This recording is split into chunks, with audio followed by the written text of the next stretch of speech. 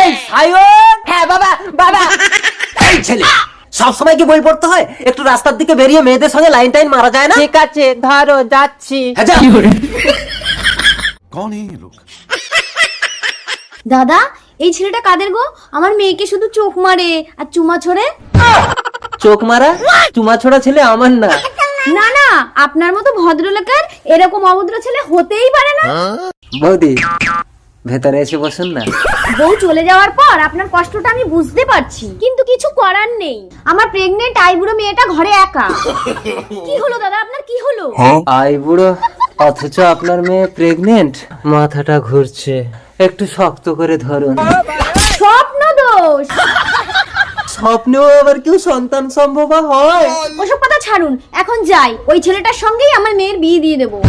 আরে আরে ওটা আমার ছেলে, আমার ছেলে।